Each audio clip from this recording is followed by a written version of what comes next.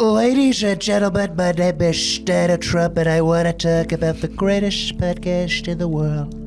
This podcast, Tommy Talks with Tommy Sheridan. I gotta say, I've seen a lot of podcasts. Listen to Tommy Talks, it's the greatest podcast in the world. Donald Trump certified.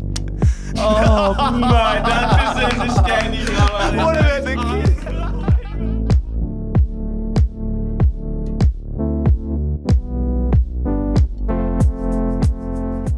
Welcome to the Commons, mate.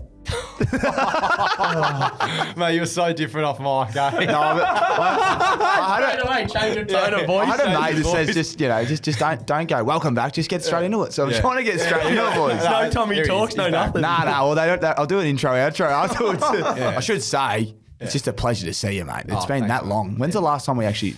Honestly, man, I reckon.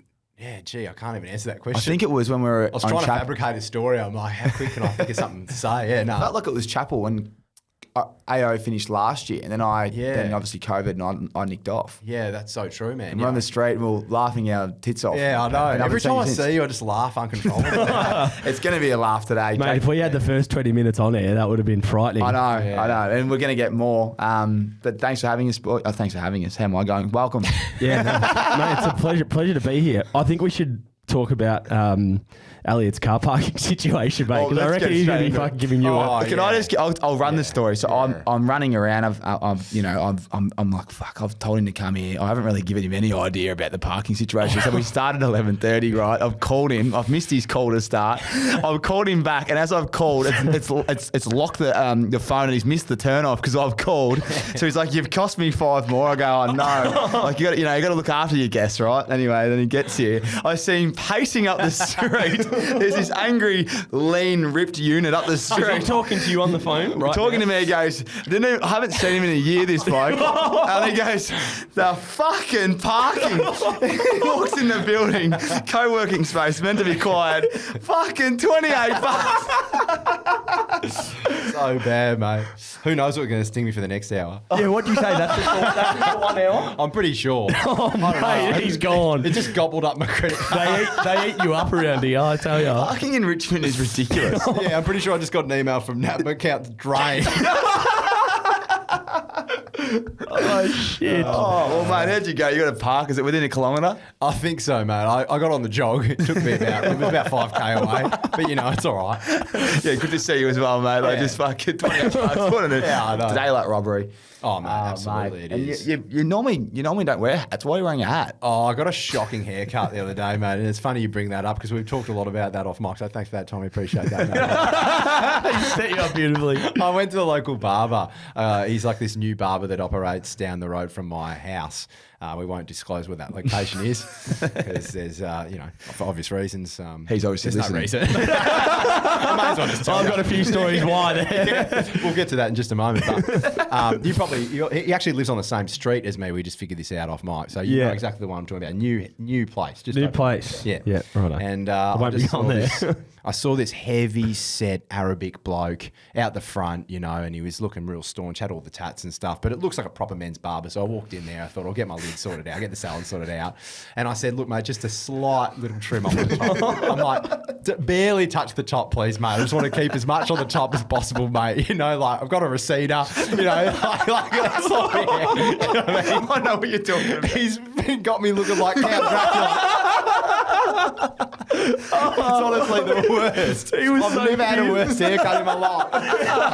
And then he goes at the end, he's like, you look good. I'm like, mate, who are you looking at? I'm like, it's obviously not me. Oh, no. I can't be going to that place, mate. That's unbelievable. I got one not long ago. Not this one, but the one before. Same thing. I said, don't touch the top too much. It was actually a bit longer. I said, look, because my hair takes ages to grow. Same. And I said, just clean me up on the sides, fade, start with a 0, go up to a 1. Yeah. And on top, it actually is due for a trim. And then it's always at the end, they just, they put mine was pretty long. He's cut it. So the hair was about, here. Yeah. Because the fringe is slicked back and then it's there. Yeah. And then at the end, they get those thinning scissors. Yeah, mate. They take just start hacking at your head. They take a few things off as well, those They things. do, mate. And then he puts it back down and it's here. And I'm going, And I'm a bit like you. It's starting to go a bit thinner now. It doesn't mate. sit back now. Like this is obviously the month and a half of growth, and I've just said do the right thing, and he's done it. And he's done a cracking job. But the one before, I was a bit like you, mate. I was mate. like, You've got just a good don't. head of hair, to be fair, I reckon. Yeah, But when it goes short, I can't. It takes so long to grow, and that's why it's funny when you're in the chair and you see the scissors come back out. You're like, "What are you doing, it's mate?" bad. What are you doing? My bloke didn't even touch the scissors. He just pulled out the shearers the whole time. Yeah, he didn't even touch them, mate. It's crazy. Well, mate, we actually are sponsored by Cap Z, so I've got you.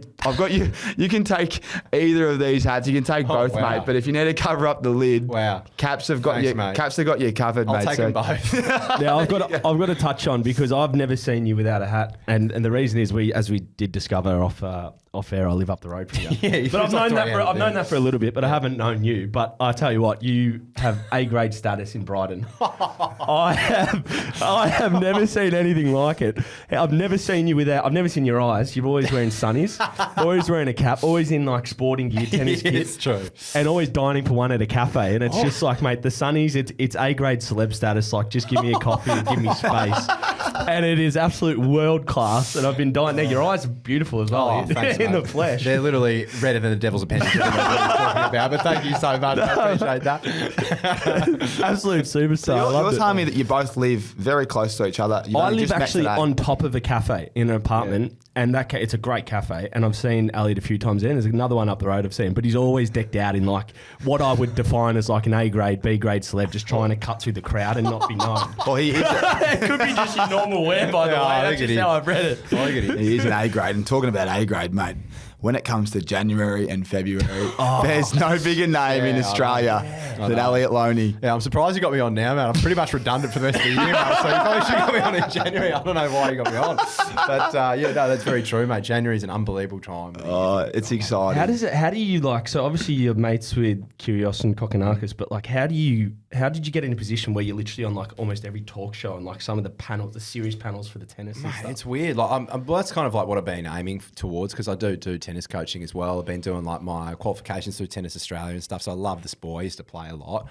So it was always my goal to sort of speak from a more like candid professional sense in terms of tennis as a whole. But the gags kind of led me to that. So I probably had my first appearance on the Today Show in 2015, doing like a Rafa thing with Clint Stanaway. And then it's just been more and more gradually every year. I guess I've become a bit more familiarised with the coverage, especially with Channel 9. I feel like Channel 9 are more inclined to take risks than Channel 7 were. Yeah. Like Channel 7 are a bit more conservative, and now 9 have the rights. It's been great for me because 9 have been nothing but, I guess generous about giving me airtime, giving me coverage. I met some good people along the years, made some good contacts, and it's paid dividends, obviously. It's unreal. So yeah. do you go on there to play like the comedy role, or do they actually get you on there just to like have a chat to you now? Because initially it was probably to do impersonations. And So stuff. I'm trying to do a bit of both. Like I'd love to sort of see myself sort of comedy, like a Roger Rashid type operation. Roger Rashid. Sitting courtside with the pipes out, just making sure you're getting that vastus medialis and that deltoid just right front and centre. And I'm just trying to get that sorted. But I mean, I do like talking candidly about the sport. I love tennis. I could talk about tennis underwater. That's something that not a lot of people would know as much because you're so fucking Yeah, well, funny. I didn't but realise you actually were tennis coaching. Yeah. Like, have you seen this bloke play tennis? Yeah, I've seen him play, so I knew. I see his saw your Instagram and I'm Instagram like, player. mate, why aren't you in the tournament? I'd love to actually. How far off are you? Because I'm not putting. You're very good, and you were a gun when you were growing up. What is the difference between, I guess, Cocky and Kiggs? What is it? How far off would you be? It's a good question. I think I've spoken about this a little bit. Like quite a few people ask that question because tennis is like, I think it's a really difficult sport for a lot of people who are like sports fanatics to really understand. Like, because I know you guys, you froth your sport as well, but tennis is a weird sport, particularly in Australia, because it's only really talked about for a month of the year, luckily, like if you're lucky. Whereas like worldwide, it's a much bigger scene. So I think a lot of people don't really understand like the disparity and the difference between like levels in tennis. Like the levels in tennis are so high, man. Like if you're a top 100 tennis player, you are, I reckon, one of the most gifted athletes in the whole world. Really? Like because it's just, I mean, maybe I'm biased. I probably am biased, but I've always had this conversation with a lot of sports fans. I reckon tennis is the hardest sport to make it in the world for many different reasons.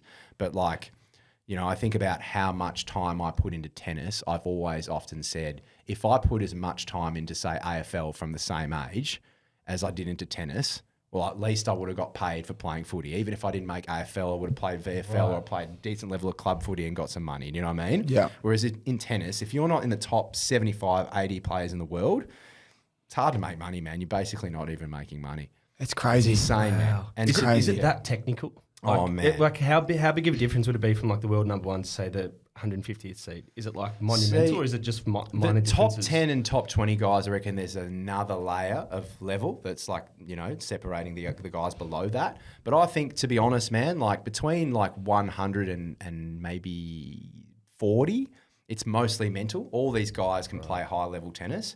I mean, I know a lot of guys who are around the 700-800 mark. If you saw them on practice court, you'd watch them hit the ball and you'd be like, what's the difference between this guy and Rog?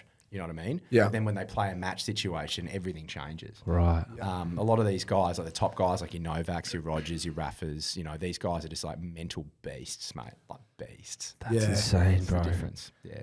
And with your coaching and playing, and even all the boys that do, throughout the week, not in tournaments. So right now, if the boys are preparing for another one, what does their week look like from a skills point of view? Obviously, there's, I don't know a lot about the game, but obviously there's tennis, there's obviously the serving, forehand, backhand, volley, all the rest of it. But like, is there a certain day where they have a coach that goes, right, this hour we're going to work on this skill, break, this skill? Because there's just so many parts to kind of break down their game. I think it's interesting because if you're talking about like Thanasi and Nick particularly, they're very different players. They're very different in the way that they go about things. Like obviously Thanasi has a coach, so he spends a lot of time with his coach on court working on specific things if he needs to. They'll probably spend like a few hours doing specific stuff, and then maybe he'll hit with like a player and maybe play some practice sets throughout the week, and that'll happen like, maybe 6 days a week. He might have 1 day off, 2 days off, depending on how his body is. Someone like Nick, like I spent a month with him in Canberra doing pre-season. Mate, the guy, like, it's just, you don't know what's going to He's happen. unbelievable. I think to add to that, because he went to Sydney after the Aussie Open, and he put up a story a week later going, is there anyone in Sydney that can hit tennis decent? Mate, Need a hitting partner. I'll be honest here. Like he would absolutely chop me. Like if we played a set, mate, I'd be lucky to win a game. He beat me love and love easy. Because Really? why? But I was practicing with him.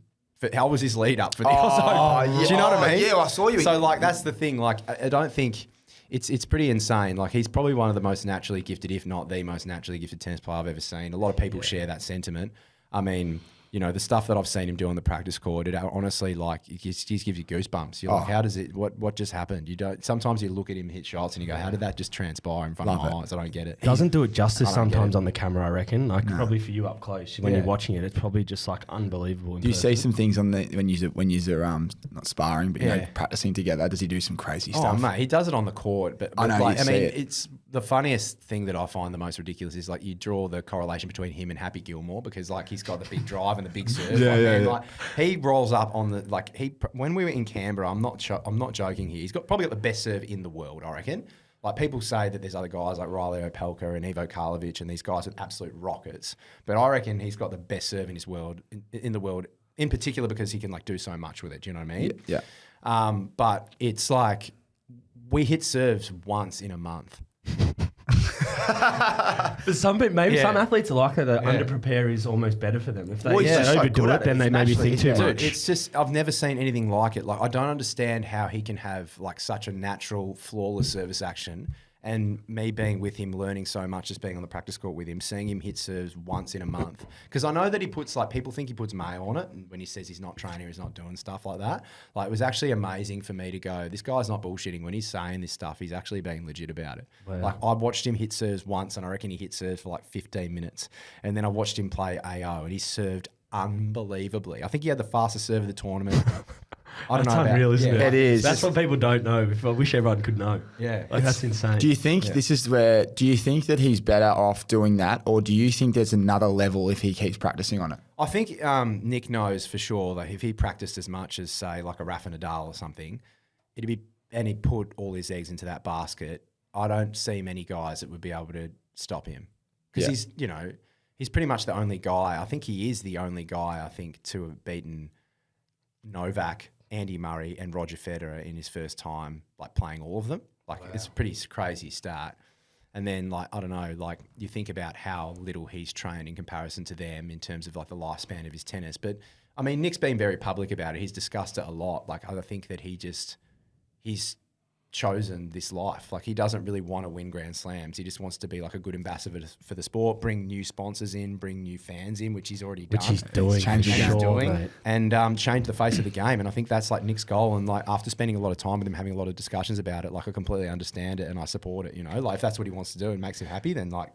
Do those boys like lean on you? Because I want to ask you about like a bit more seriously around them this tournament. But like just to start off with, do those boys lean on you ever for advice? Like just around tennis, or do they kind of have you around them just to keep it lighthearted and have a bit of fun as well? Yeah, it's a good question. Like I think like they definitely I think listen to me, which I think is like really cool. Like I feel like whenever I like have something to say on tennis, like they actually listen, which I think is like crazy. But obviously they know so much about the game and they're such like, you know, they've got their tennis IQ is so high. They don't need me to like give them any advice or anything like that. But I think like the mutual respect is there enough that they'll actually listen to what I have to say. You know, which I think amazing, is pretty cool. Yeah, because I saw you with them all the time. Do you watch the doubles? Yeah, I'm sure. What do you? I was in make of it Noosa. all? I was texting him. I was like, mate, I love seeing those pipes in the box. Yeah, every second every time shot.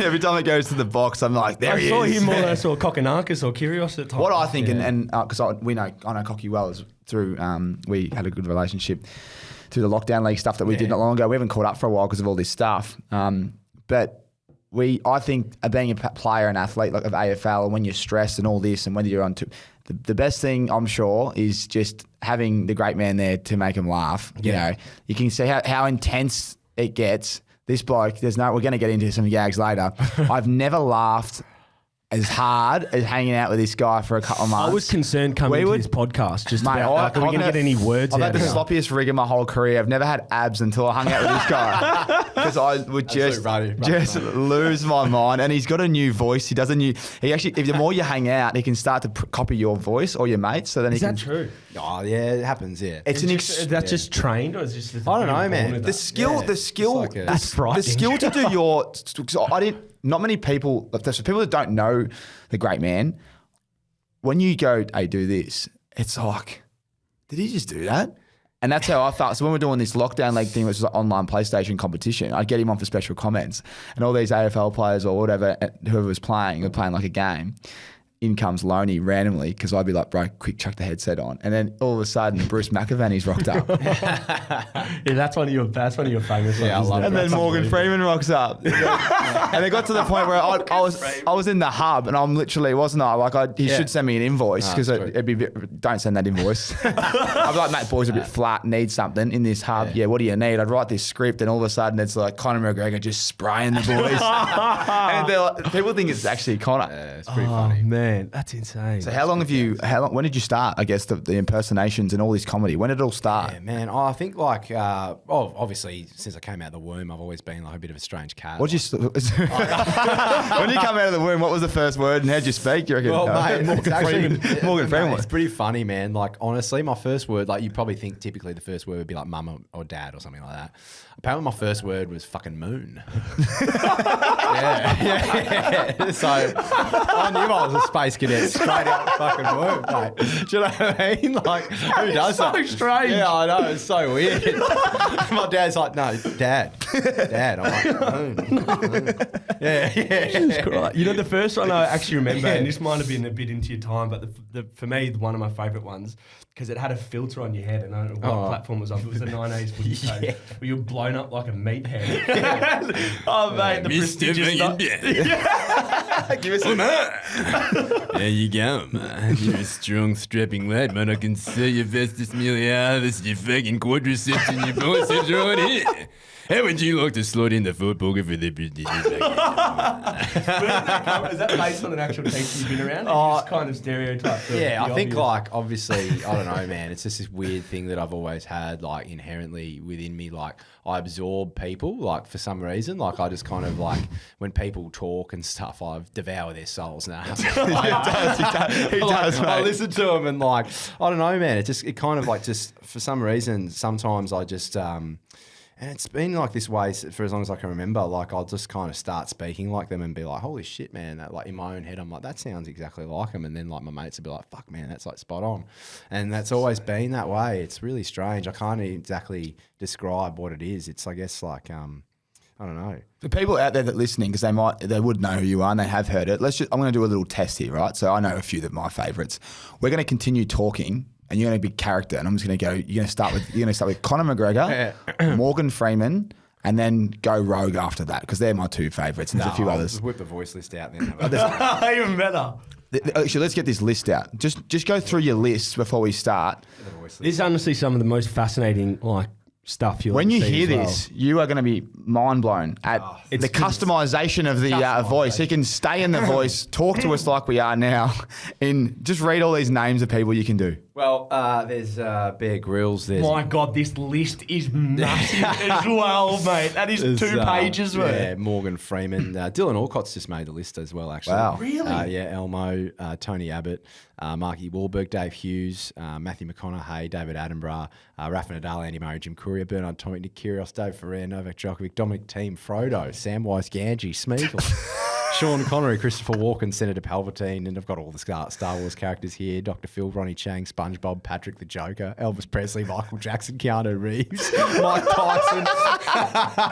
So where do you want to start? Wilson, Jack Nicholson, Bill Clinton, Jeremy Clarkson, Peter. Should we just let him go rogue and let him pick it? yeah. Or is it Oh, too mate, hard? 'Cause Donald Trump, Dennis Mate, if Rodman. you saw this list, I don't know Remember where Dennis to start. Rodman? Oh, we were doing all that. doing Jerry What does Dennis sound like again?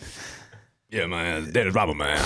Scottie Pippen, Michael Jordan, man. Low coming down, lockdown league, man. Fucking playing basketball, man. Hey, Dennis Rodman, can you tell us about that Vegas trip when you departed the playoffs? Like, what happened? Yeah, there? man. I was snorting cocaine. I was stripping his asshole, man. That's all I was doing, man. Straight up drug, man. Scottie Pippen, Michael Jordan, man. Just love doing drug, man. Fuck yeah, man. Fucking supermodel, man. Get in my fucking V12 cars, man. Straight to the casino, blow fucking $100 million in a fucking weekend, man. Motherfucker, yeah. Did you run into Conor McGregor when you were there as well? The face of the fight game, and notorious Conor McGregor. I am the face of the fight game, and that's it. You know, look at this gang little fuck. This man is behind the keyboard. He is making sure I sound like liquid fucking gold. Look at that laptop. Look at that little alien hardware.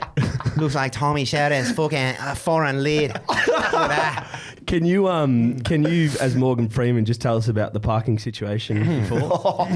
Just to walk us through the narration of that. I remember on an idle Tuesday, I got a phone call from my friend. Not the friend you're thinking about, not Andy Dufresne. He was a tall, wispy man with a strange haircut and big cat-like eyes. His name was Tommy Sheridan. Tommy Sheridan told me about this podcast that I need to go to in Richmond. Little did I know he'd stitch me up for parking more than anybody else would in my entire life. I walked to that car park, and I saw $28 an hour, and I thought to myself, well, shit.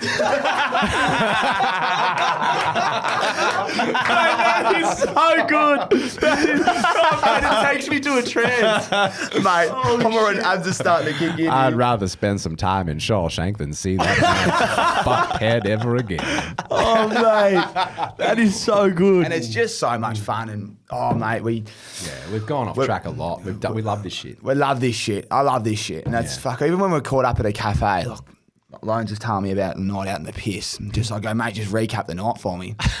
And just to make it even, it gets already funny. He starts throwing in these voices. And we're like, You didn't even ask him to do the no, I voice. asked him, what'd you do last night? And he goes, and then as the story gets going, he'll just, because he knows I love it so much, he'll crack into these voices. And mate, you should see all the people on the street, they're going, what the fuck's going on out here? Do you have like a cutting point with that when people are like, oh, Elliot, Loney, can you do this impersonation? Is there a point where you're like, oh, mate, Man, like honestly, I had this discussion with someone the other night. Like it's cool. Like I'm used to it, man. Like I go out and like if someone knows me from my videos and stuff, they always want me to take like either a photo with them, but then sometimes I go a bit further and be like, do this voice and then do this voice and then do this voice. And like you're a robot. Man, yeah, it's kind of like the only thing that kind of annoys me with it is like I don't mind doing that. That's fine. But then like some people just like take the piss with it a little bit, and like literally, like speaking of taking the piss, sometimes I'll be in the urinal taking a piss, and there'll be a fucking guy like next to me with a phone, and they'll be like, "Do Bear Grylls, like do it now, man." I'm like, "Man, I've literally got my Tiny Pin Johnson out." Like, what do you want me to do? And then I'll just, be like, "Right, I'm Bear Grylls, I'm taking a piss right now. This fuckwit's trying to film me." how I feel about that. I'm already in a very inebriated state, and I didn't want to get out before, but I tell you what, now I need to get out. It wouldn't stop, and that's the thing. It doesn't stop. It's addictive, just the request. But you're right. There must be time, and that's probably why you see the great man at the cafe on his own. He just needs to chill. Needs to chill out. Well, I mean, obviously I'm on my own, but obviously you can see I'm talking. I'll headhunt you when I see you go to the bathroom. That's for sure. Hey, mate, how are you? Just constantly switching chairs. Yeah. Just Lord of the Rings all over again. Stupid fat hobbitses.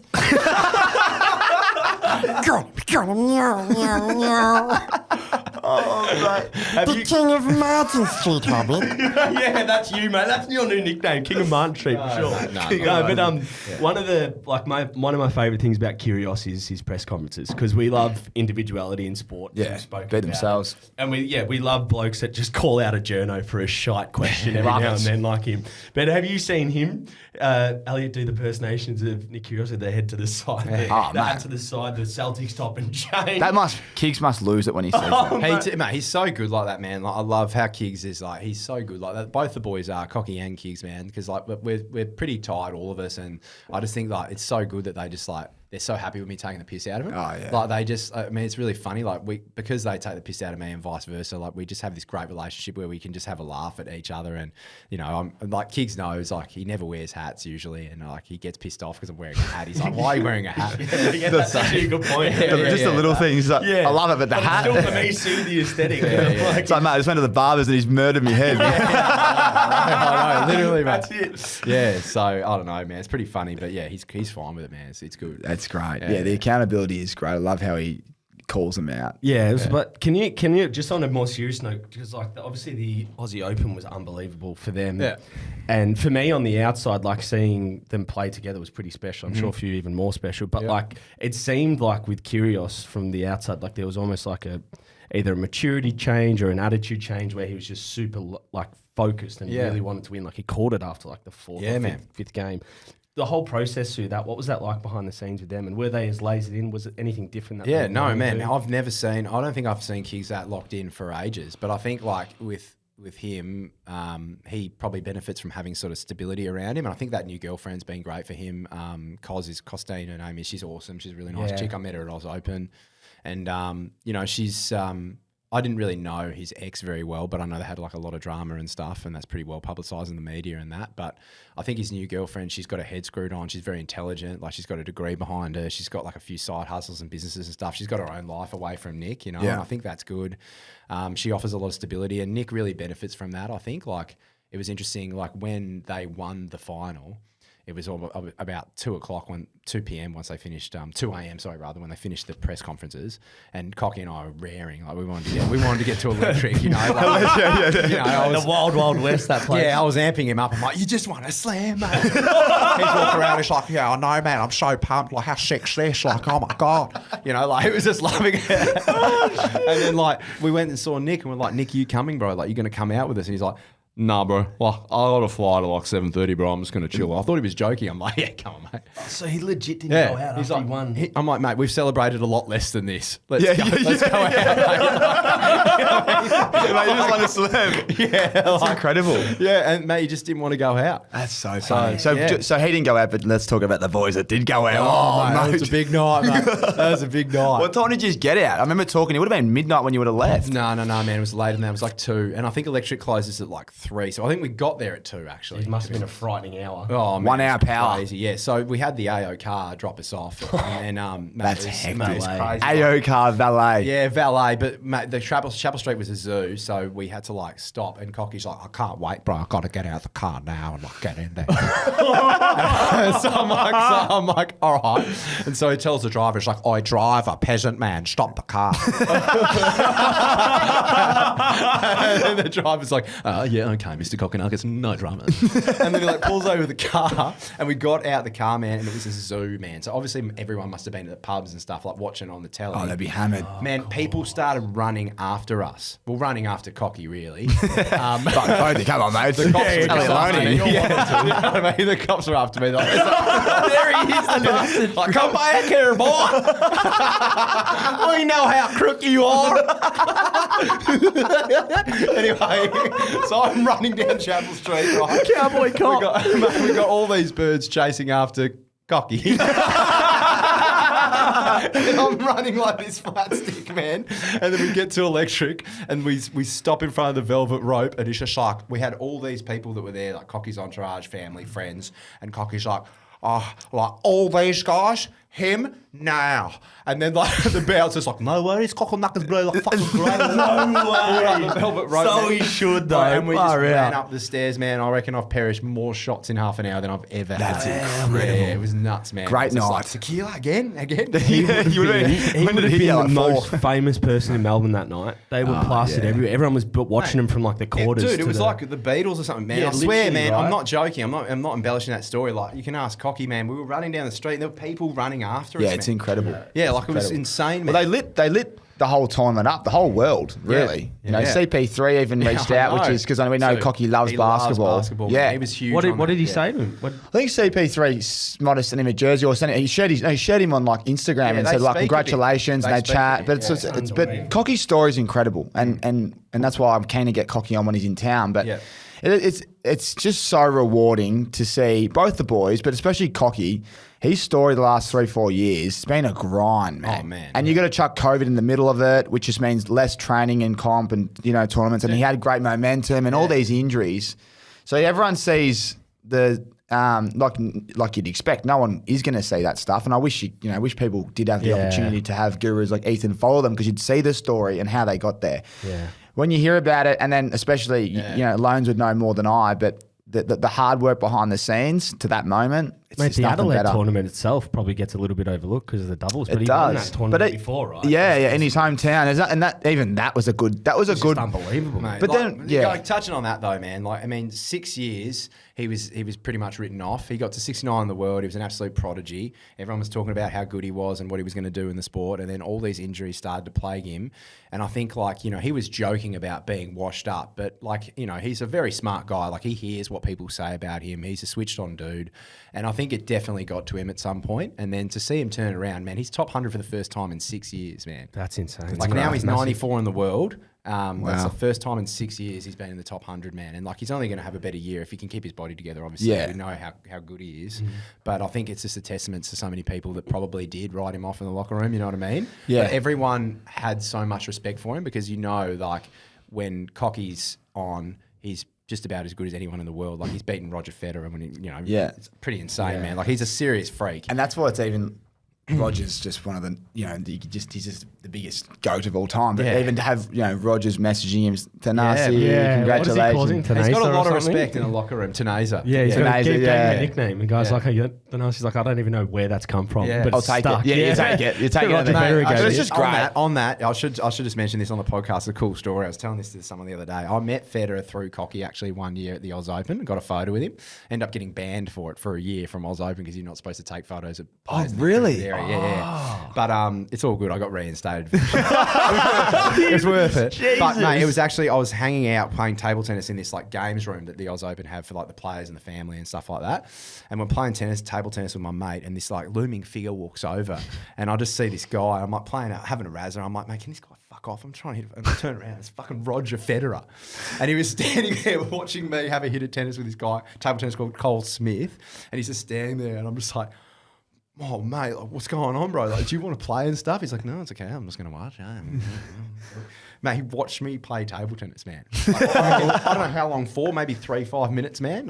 He was just standing there. It was just him and his daughters in the room, and he was just literally watching us play table tennis. Did he chime in with any commentary? Was he Well, just I tempted slapped to the say ball. maybe stiff that was- forward? were you I turning it? slapped the ball into the net because I was so tight, and then it was so funny. He just picked up the ball and was just like, I love you, bro. Yeah. You are the world number one, the greatest tennis player ever. Biggest It's gentleman the of all ball time. for you in table tennis. Yeah, it was honestly probably the best moment of my life. Yeah. He's. I got the privilege to meet him in Perth, mate. Fucking hell, everyone's met him. I know. Heath, we're struggling over here, mate. It was a random one, but got a mate that runs just in the tennis game, and Killer got us a seat. And anyway, long story short, we stuffed the seating arrangement up. He goes, come downstairs, and we had a quick meal, and they were playing the Hopman Cup. Oh yeah. And He loves that. Yeah, and I think the tennis royalty rocked up in Perth, and he's like, mate, I've given you I need to get you out of that seat. It's the best seat in the house. I need to put these people there. I was like, yeah, no worries. Like, but just come underneath and have a quick meal. Main event's on soon. And in the Hotman Cup, because the males play, they play first singles and then they play the doubles at the end. I think he played first. We're watching it. And then when he finished, we were downstairs having a meal, and he's come down. And as you'd know, because you'd be under there's like this big common area where all the players in the tournament just run in, have a meal. There's snacks everywhere. Their families are underneath. So he's rolled under. He's won his set or whatever it is, the Hotman Cup. It's like 3 sets, I think. So he's won his match, I should say. And he comes and he's just having a meal next to me. Like he's about a table to my right, and he's up and about. And it's like 8 p.m. And this is another question I got for you after this with the timing of it all, but just Again, he's just a normal guy. And then I was just in shock. I was watching what he's putting on his plate. I was watching him eat. He was talking about the tennis. He's going, how good's this? And then as he went out to play, to watch the female tennis player, I can't remember her name, to support her, we were in the race Belinda with him. Bencic, it would have been. Yeah. Hotman Cup. Yeah. And then we got That's knowledge there, isn't it? Yeah, got a photo and didn't know what to say because I had 1,000 questions. And I think my first question was like, do you normally eat bananas like in between games? Tommy. I'm like, is that like your go-to snack in between these games? Like, yeah, no, bananas are good. And I was like, He's the best bloke ever. and it was such a normal question. And then I instantly relaxed, He's just like, he's just a normal guy, such a gentleman. But what you see on TV and that was what I got. Off the court as he's because on the court he's pretty. Dude, how's this? I reckon he's the best bloke on tour, like one of the best blokes on tour. Like I remember being in Montreal 2017, and I'll never forget this moment. This is another Roger Federer moment that's just etched into my brain. Because mate, like he was my idol growing up. Had posters plastered all over my wall and stuff. I aspired to be a tennis player. I had like posters of him. Mate, he was my hero and shit. And I was like seriously on this staircase in Montreal, and I just saw this media scrum coming up the stairs, and I thought, oh man, some like heavy hitters coming up the stairs, better shuffle out the way. But it was one of those awkward moments where I was already firmly etched on the staircase. I'm like, I'm not going back up the stairs. I'm just gonna like weasel my way into the wall. So I'm standing there like this on the wall, like this, like a soldier, like. Anyway, I look down at my shoes because I'm like, this is awkward. I can't just be staring forward. I've got to look somewhere. So I'm staring at my shoes and I just hear the cameras flashing. I hear the media. I see this movement. And then I just see these pristine pair of Nike shoes just stop and align with me. And then I looked up and it was Roger Federer. And he put out his hand. He looked me dead in the eye and he goes, hey, man. Good to see you again. Funny stuff. Keep up the good work. Like he'd seen my shit. Oh, that's He'd great. seen like the Rafa stuff. He'd seen like obviously all the impersonations and stuff. And he just like said g'day. And I was just like, mate. Yeah. Wow. That is and awesome. I haven't washed this hand since 2017. That's unbelievable. Well, everyone would now. Now 2017, what are we, 2022? Don't worry, mate. About my hand left-handed. I could see you again. My head was running. We shook hands earlier. But, he went to the toilet before and then he comes back and goes, oh, sorry, mate, I was walking upstairs. I don't know what this bloke's about. What have you been doing? Yeah. Now that Had a you've... bat in every bat. 5 years on, you'd just be the king now, wouldn't you? Would you walk around, everyone go, just get around you now? Everyone should know your name. It's really cool, man. Like, I mean, I did that video with Jim Courier this year, and that was the coolest experience because he was actually with Killer, and I walked past Jim and I thought, nah, I got to go over there and say g'day. So I roll up to Jim and I'm like, did he know who you were? Mate, straight away. It was so cool, man. Was that like, the first time you'd met as well? No, like we'd met 7 years earlier. Okay. But like, I don't think at that time he had any idea who I was. But obviously, I've been around the scene and doing this like niche tennis comedy for quite some time now. Yeah. And so he knew exactly who I was. And you're Jim Curier's spot. Have you heard the Jim? Mate, the aura. Mate, like it was crazy. Like, I mean, I don't know if you guys saw the video. But I saw the video. Off the like lens and stuff, he was just like, oh, it's you. What's going on right now? Elliot Loney right about now. It's great to see you right now. Like straight up, just locked into a convo with me. Like straight away, I was like, "Whoa, man!" Yeah, that's cool. Yeah, he's like, "Love what you do." He's like, "It's great for the sport. Great for the sport right about now." He's like, "Keep making videos right now." He's like, "We need more guys like you." Like that's just awesome. Like a proper pep talk. Yeah, yeah. He's like, we need more comic relief in the sport right about now. You offer that. I feel like you guys are almost the dream team. Well, you are because you got the boys now taking this doubles. This doubles is going to go to a new level. Yeah, they've changed the game in Melbourne, right? Everyone. Like my cousin's 16. all his mates just wanted to go watch the boys.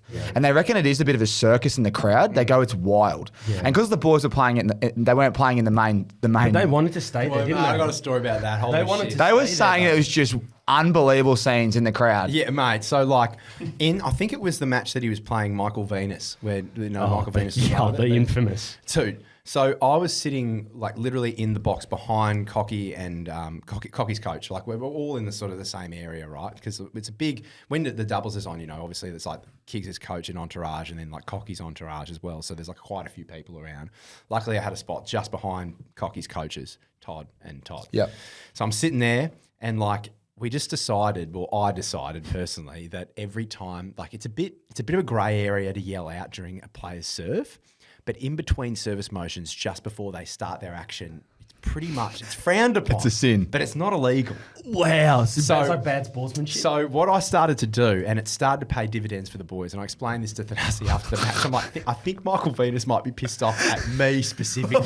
Because what I was actually doing was I would yell out in support for the boys, but I would do it as a different character every point. So you'd hear this voice in the crowd right from courtside, like just before Michael threw up his ball toss, like just before he started his motion, I'd be like, let's go, Cocky, right here, man. This is your moment, right here, now. And I'd be like, let's go, Thanasi Kokonakis, right here, right now. Right here, right now. And then I just went rogue, man. Some of the voices that were coming out, I was like, let's go, Kokonakis. It's your time. Your time. I was yelling out all sorts of shit, man. Mate, People were like, anything looking around goes in like, that stadium. what the hell is this guy saying? And then I was doing like Eastern Europe. I'm like, Koki, let's go. Hey. And like this guy, man, I swear I was getting daggers from Venus. Like every time he'd change events, he'd just look over and be like, who the fuck? So was he looking? I was going to say, mate, was it that obvious? Yeah, bro, it's obvious as, man. Hey, that's what you got to do to get the But slam. I was trying, like, I don't think he knew it was coming from me because I was trying to direct it. It'd be hard for him to not. He just know what area. he's gonna- Man, I know made now. sure that it was. I made sure. We'll clip this up and You're send going it to get a straight. nasty DM from Michael Venus after this. I was tickling his earlobe, man. I was making sure that what I was doing, I was like this. I was like, yeah. And Cocky, I don't think they even knew because they were so locked in, but everyone around us were pissing themselves. I had the whole stand like laughing. And that's the thing. It was just a circus out there. Yeah, And the yeah. more the people laugh, the more you're going to do it. Yeah, well, the best part was, man, because I was getting so rowdy, I looked over to my left and we had these like Aussie fanatics and stuff, and they were like looking over and they're like, oh, if he's doing it, then it's all right for us to do it. And they were like, yeah, let's go, Kings, like, let's go right now. And the guy's his legs are wobbling like this. Yeah, it was good, man. But the tennis, the doubles players would, as much as it's caused a lot of headlines. It's put the sport through the roof. The doubles, Yeah. they must be loving it now. They're going now. I We're watch going their to get. games, not as a tennis fanatic. But I I reckon watch it's their gonna, games more than I was watching singles. It's going to boost all their sponsorships. Like it's really hard to get paid in the sport. Jeez. I'd imagine the doubles is even harder. This is going to help the sport. And then that's what I'm saying to you, blokes like you that can do all this comedy. And that's why I think you should be on tour with the boys whenever you can. Yeah. Because we always have a laugh about how he's the king of January. Like January comes around in February. Like it's his month. But I was saying it should be your month every month if you go on tour. Yeah. And then, like you said with Channel 9, there's got to be a way that we can get this great man on tour. You need to have a little spell because everyone would just love it. But all the impersonations you'll be able to pick up along the way. So, it's a good segue because you do stand up, don't you? I've Yeah. done it in the past. Yeah. Is that something you're doing now consistently? Well, or is I it kind of typically on and off? only do sort of corporate gigs because, a lot of people have asked me about this, and it's kind of weird because Kiggs and I have had discussions about this, and we probably bonded a fair bit about this. Like, I think in terms of like my natural aptitude for skills, like stand up would probably be like right up there as one of the things I'm probably most naturally suited for. But I don't like it. Really? So What specifically for you? I don't know, man. I think I'm a bit of a perfectionist when it comes to that stuff, and I get like really anxious. Like I get like terrible anxiety because I'm like, even if like I get laughs all the way through and there's like a lull for 3 minutes or 2 minutes or a minute, I think, shit, I should have got laughs there, and I can't stop thinking about the negatives as opposed to the positives. Wow. Yeah, so like I don't know, man. I do corporate gigs, but I only do them for exorbitant fees. because That's awesome. Because man, like honestly, like I thought about it. I'm like, I don't like doing this. So if I'm gonna do it, I want to make it worth my while. Yeah. Because I was doing corporate gigs, I think like underquoting myself for a long time, and then delivering and always doing it, but it was costing my health. Yeah. Like I was so rattled by it, man. It would like I wouldn't sleep. I'd be so anxious. nervous and stuff. And even though like I looked like I wasn't nervous when I was up there, like I was shitting bricks before I went on stage. Like I get the worst anxiety. Once I grab the mic, I'm fine. Yeah. Oh, really? Yeah, but backstage, I'm like. So trembling. pre-show, you just Yeah. I think if I put myself in his shoes, I'd feel absolutely horrified. Well, that's what people don't. I've been to a few, and there've been a few fizzles, but I never ever. When I say fizzle, I don't expect it to be amazing. I reckon sometimes when it's poor, it's funny, but some people are so critical, and it's like they go to these shows and they expect the best of the best. Like Carl Barron, someone that just rings a bell for me, right? And if they're not as good, but it's, you know, I've seen some shows, even like someone's like throw your shit and throwing bottles at him. I'm like, come on, man! Like, that's horrible. That is brutal. It's hectic, man. Like I've had some shockers, but I've also had some great ones. But yeah, I just think like that might be on the cards for me at some point. Like maybe that's not something I'll grapple with my whole life. You know what I mean? But typically, like I think I'm better suited to sketch comedy. I prefer doing like online gags, stuff off the cuff. I've been doing like radio demos recently. I'd love to get into radio, commercial radio. Like I think I'm funnier on the fly. Yeah. But can you give me an intro for Tommy Talks? I need to do that now. Which kind of what voice would you like? Just like who's coming on this show, what we're talking about, and your favourite voice. I mean, but yeah, okay. I need an intro. I meant to do it after this show and an outro. Maybe I could just get you to do it. Just cut this in the front. Yeah, do your job for me. His intro before on your Instagram story before we went live was one for the book. I know. I need one for the audio. Yeah, 100%. Well, I mean, I'm just looking through this voice. Yeah, it's a right pretty big list. I mean, who would you like to? The thing is, I love everyone. You know that. Yeah, it's so true, mate. It's so true. Yeah, gee whiz. Here we go. The intro. This will be great. What about a Leonardo DiCaprio one?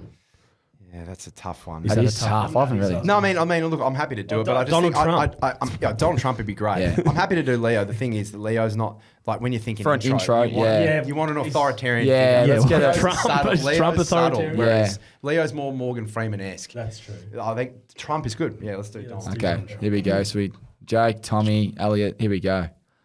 Ladies and gentlemen, my name is Donald Trump, and I want to talk about the greatest podcast in the world. This podcast, Tommy Talks with Tommy Sheridan. I gotta say, I've seen a lot of podcasts. I am a podcast. I'm the best podcast. I've got the greatest podcast. This guy has the greatest podcast in all the world. You have to listen to it. If you don't listen to it, I'm gonna grab you by the pussy. I don't care who you are. I don't care if you have an appendage or a vagina. I'm going to grab you by the pussy. That's how it's going to go down. Okay? Listen to Tommy Talks. It's the greatest podcast in the world. Donald Trump certified. Oh, mate, that misunderstanding. What about the kiss? The squid is like, And the kiss at the end. unbelievable. We were laughing the other day. I was at a wedding, mate, and there's this bloke there, and he's a ripping bloke. I won't name names, but he'd had hell of a lot of Botox done, and he had the same Trump haircut. And he got up, he got up to give like a speech at this wedding, and I was sitting there with my mate, and I was just doing Donald Trump impressions, and I had him everywhere, mate. He was falling all over the table. He had the same physique too when he got up. It's just like, This is a great wedding. I've known the bride and groom my whole life. I really am. I actually had just one more question before you probably want to round up, Tommy. But are we allowed to touch on Saturday Night Live? yeah, sure, man. Yeah, absolutely. That's probably the biggest It is platform that big. his personality Well, I remember and stature talking- would be like yeah. suited for so much. At the time when we spoke, when I was in Gold Coast last year, it would have been middle of the year last year. Yeah, you I said think it was. you spoke to me about it. I You remember were you sending touched me your on it. raw stuff, and Yeah. I'm the worst person to send it to because I laugh at everything. I thought it was hilarious. He's like, I just need to nail this bit. I'm like, mate, send that bit. That's spot on. But do you want to just talk about what that what that looks like, the roadmap for comedians, and also how big that is and the opportunity that presents, and what your future might be? Yeah, looking sure, like? man. Yeah, absolutely. I think I think my pathway I'm trying to carve out for myself is probably a little bit different to a lot of traditional comedians out there. Like I think like most of the comedians that I've met throughout my comedy journey love stand up, man. Like most of my mates who I started doing stand up with, man, like they genuinely love doing it. I don't like doing it, man. So like I had to think about like, because I know that my skill set is naturally suited to doing goofy, funny shit. And so I thought, well, I'm really good at doing impersonations. I'm really good at assuming characters. I'm good at doing voices. Like where's a vehicle that I can attach myself to that does just that? And then obviously like I oriented myself and I thought, oh, fucking SNL would be perfect, mate. Like that'd be perfect. And so I got in touch with a manager who was in the US, and then what I ended up doing was I sent him like an impression reel, and then he sent it to one of his contacts who were affiliated with SNL or whatever, and they were like, "This is great. We want this guy to send into tape." So then like we just hit the ground running, man. Like then it just became like you need to do 5 original characters, 5 impersonations, and you need to send it in like ASAP basically.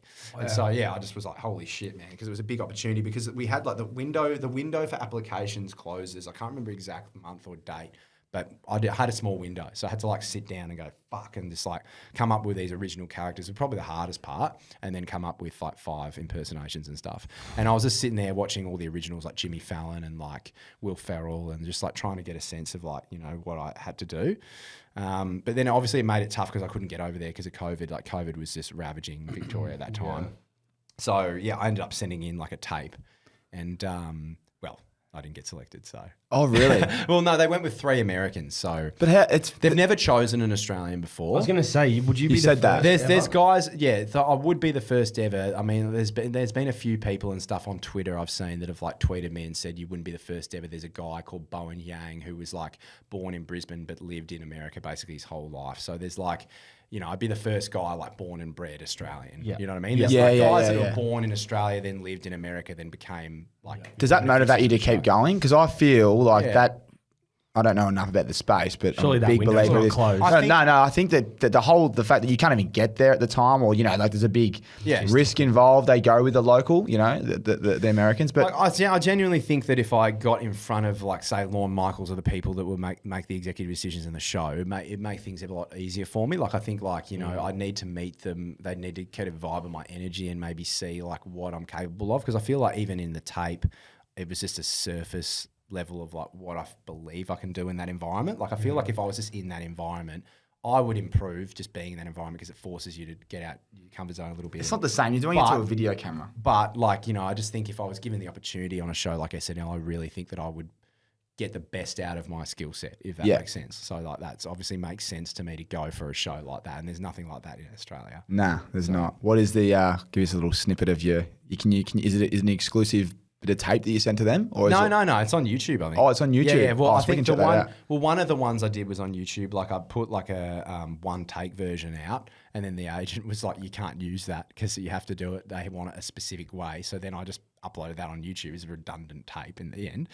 And then... which is a good idea because if it goes, which it will, when more people listening to it, it's just going to get their attention. Yeah, and then so basically, then I did like a traditional sense green screen video, which was just like done in front of a green screen and shit like that. That was just a full process. What a story, man! Yeah. Honestly, man, I hope we see you on there. That'd be something else. Yeah, and it's good to understand like behind the scenes. Well, that's why you're humanising the athlete, humanising whatever the skill is, the comedian. It's like we've spoken about this in depth. The hard work behind the scenes, we always love that. Mate, he'd be like, we were talking, and he's like, mate, I've got to have a break, hit the bench press. He'd have a laugh. He'd like smack out like 1,000 reps because he's got to because as you know, when you exercise, you start thinking clearly again. About fitness. He's in great nick. He's in career best net, man. Honestly, like I love it. Like, I'm a bit of an extremist in every sense of the word. I reckon. Like, man, if I want to do something, I go like hell for leather, hey. Like I feel like you blokes probably be the same. Yeah. I don't know, man. I just like with fitness. Like an OCD kind of concept. Do it properly. If you're going to do it properly. Well, it was the same with tennis, man. I'd practice like so much, and it was the same with fitness. Like as soon as I decided that I was going to sort my rig out, like I just went like so hard with it. Like I just feel like, you know, if you're going to decide to do something, you may as well go all in, you know what I mean? So like that's kind of the way I see things. No, you're right, and you have, and that's what I'm saying. Behind the scenes, when you were doing all that stuff just to clear the head, the hard work to do all these new characters, and oh mate, it's impressive. Like the journey's only just starting. Like I said, we've got these tours. I think the Cocky and I are in Miami at the moment. You're getting on a few more tournaments. Yeah, for sure. I was thinking about going to Miami Indian Wells, but I think it's probably more likely I'll go to New York this year. I'd love to try and get over there and maybe speaking more on the SNL stuff, like maybe meet some people in that space. And I've got a few comedians and stuff that I know over there, like Jeff Richards, who was on the show, who I've been speaking to a fair bit. He's a ripping bloke. He was like around Fallon's era and stuff. And have you met Jimmy Fallon? No, I haven't met Fallon, man. I'd love to meet him though. Surely these guys, would just be like their energy would just connect with you. Yeah, you need your own show, mate. Love him. I'd love to do something like that, man. Like, I feel like it's interesting. Like I resonate a lot with guys like Jimmy Fallon, even dudes from Australia, Eric Banner and stuff, who started off where I did. You know what I mean? Like Eric started off in stand up, doing sketch comedy and stuff. Like guys like that. I mean, mate, I don't know. I think like even acting wouldn't be outside the realm of possibility for me in terms of like, I don't know if I'm a good actor in terms of assuming the role of myself, but I think like if I got a role where I could completely immerse myself in a character, I think I'd probably do really I think well. you do very well. Yeah, so I think like it just depends, you know, like there's no Chopper Read scripts out there. Oh, mate.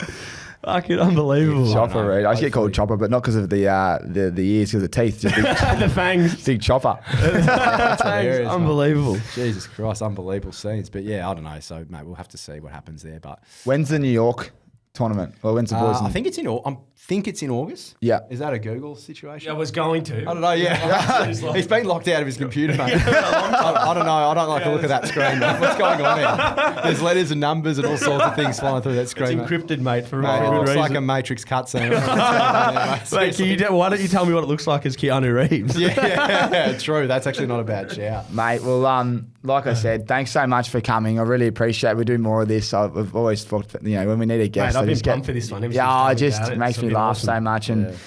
And as I said, we've got a couple of hats there for that haircut miss you've had. But thanks to Caps for looking after that, and obviously got some sunnies for you from Rick's as per, mate. I can't have you walking around in those other ones. Is that good enough for the parking ticket you're going to get that transaction? I don't know, mate. I'm not we sure. might have to buy him lunch. Or I think something. I think we'll buy him lunch after this. I'm out of pocket a lot of money. We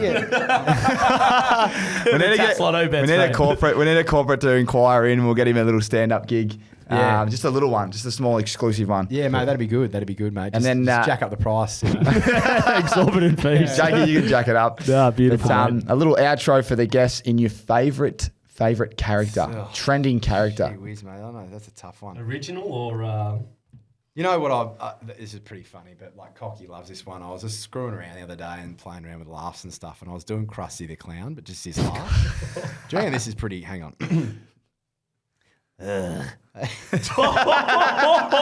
wow.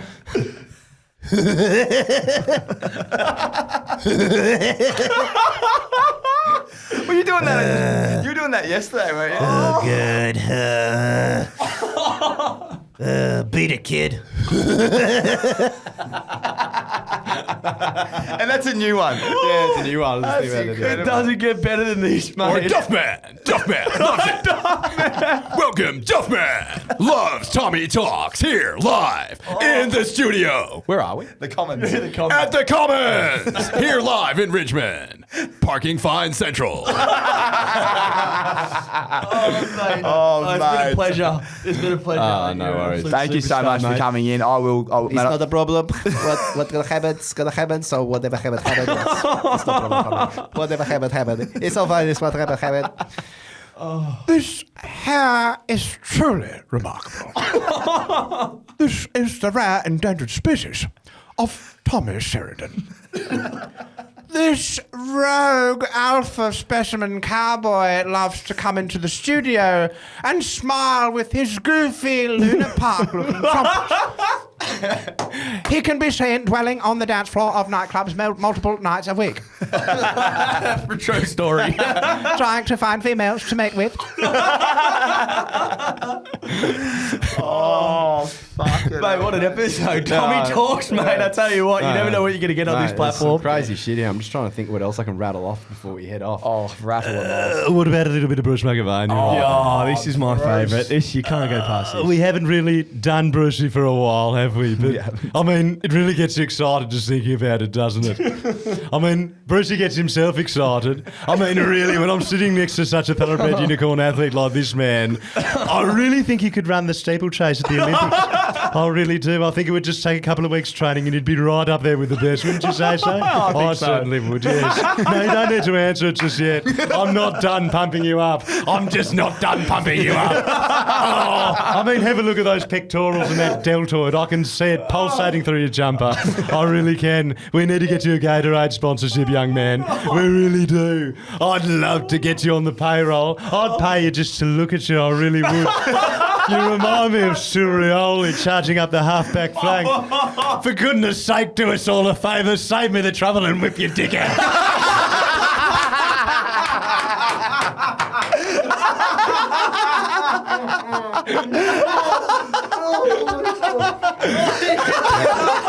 As long as it's not shaped as an oblong, I'm all in. We've gone from the steeplechase to cock out.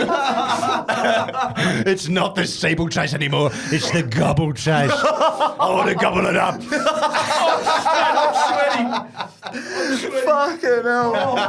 Oh, mate, it's hot in here now. I'm sweating, mate, after that. I'm sweating too. Oh, Jesus Christ. all right. Oh, Tommy, mate, we got to wrap this up, mate. I need some air, I reckon, after that. Mate, fuck me. What What else? else? Breath, me jaw's aching from I laughing. don't know.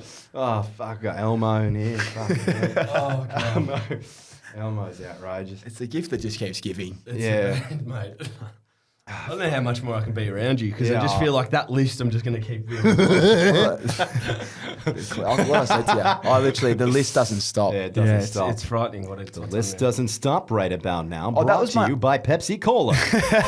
That was my other crisp question. taste. Rafa, because you've done it for so long. Yeah. Are you mates with him now? Yeah, man. So how's this, dude? This is the question of this is the answer to how I met Rafa, because I have met him once, and it was in 2017, the same time I met Yeah. Feds, and dude, like it was crazy. So we were doing all these random interviews, and I was interviewing like Grigor Dimitrov and Milos Ranic and all these guys, and then like Rafa rolls over, you know, and I'm like, holy shit, man, this is my opportunity. I've been waiting for this my whole life, eh? Like I was standing there and he was right in front of me and like, you know, I was getting ready. Like, you know, we had the cameras on and everything and I was about to ask my first question. And then literally this French Canadian dude like runs over and he's like, dude, no, this is not going to happen, dude. We have the interview with Rafa. You do not have the jurisdiction to do this, dude. And I was like, oh, come on, man. Like, just let me say one more. He's like, no. He's like, he's with TVA Sports now. Not you, dude. And then like he pulls him aside, and then Rafa was actually really nice about it, man. Like Rafa like tapped me on the shoulder, like, "I'm sorry, little guy, but what happened? And I know you got up, but next time I'm very sorry about this little guy." But he kept calling me little guy. I'm like, mate, I don't know. You haven't seen my dick, so I don't know. I mean, how do you know that? Little guy. Jesus. I was like, "Wait, what are you saying?" But yeah, it was really funny, man. But that was the only interaction I've had with him, eh? Oh, really? Yeah, yeah. I've seen. I mean, I've sat. It's so crazy, man, because you're not allowed to speak to them in the player cafe. But I've been at AO and Brisbane International and some of these tournaments. I've literally sat next to him where you are, man. Like, Oh, on that close? That close. Like And there'd he be a doesn't sit a table peep? dividing us, like a little bit of a table there, and he usually sits there with his entourage and plays backgammon. So he's just sitting there playing backgammon, man. Like he just plays board games and stuff. It's what he does to de-stress and stuff. And I'm Yeah. sitting next to him, man, like watching him roll dices and stuff and doing all the shit. And I'm just like, fuck, man. I just want to tap him on the shoulder and be like, man. Yeah, Like, fucking. but I just can't, man. I need someone to some- introduce you need us. a We Segment. need You to need a set up a icebreaker. one-on-one. They need a one-on-one. The next year, AO, set it up.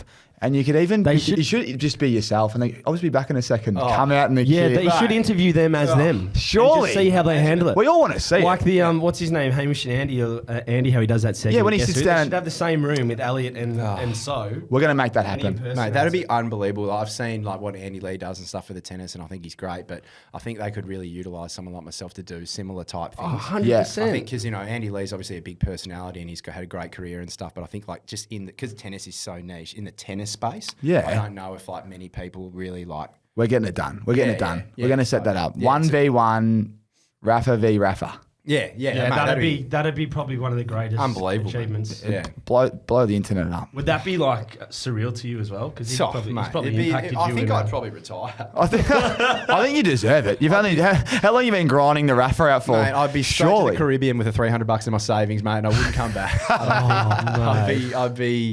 It'd be game set match for me for sure. That'd Oh, be pretty mate, insane. we're getting it done. Yeah. There you go. Loans, thanks so much, brother. Mate, All the It's best. been an honour, mate. Jakey, Fun great to shit. have Mate, you. absolute awesome, mate. Yeah, Great to cheers. meet you too. No, thanks, Jakey, mate. I'll see you on Martin's. Yeah, for sure. Just with the sunnies on, mate. Yeah, I know. Oh, there So it is. weird, mate. That's a wrap. Yeah. There you go. Yeah, fuck. Wow. Outro. Give it to me. Outro. Boom. Oh, what am I doing for the outro?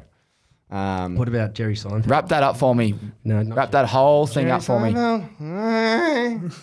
What's the deal with Tommy Sheridan's head? It's a lot smaller. It's a lot weirder than regular heads. Why is it here? Oh, God, he's so good. What about, did Dr. Phil McGraw? What if I did Dr. Phil? You know, Yes. Diagnose Ray Tommy. Campbell and Dr. Phil. With Dr. Phil McGraw, you gotta change your life. I've seen you before, and you're not doing the right thing. Jake, you will agree with me. This man is rogue. I mean, if he does not start talking like Tommy again, I mean, he's gonna lose his show. He's out of control. You gotta do something. I mean, you gotta. If you don't, you're not gonna. You gotta do it. The thing. You gotta. It's not. You gotta. It's not. What is in this drink? Did you put something in my drink? What the Beatboxing. What the fuck is going? We gotta go to a break. This is not Dr. Phil. This is not the McGraw you know.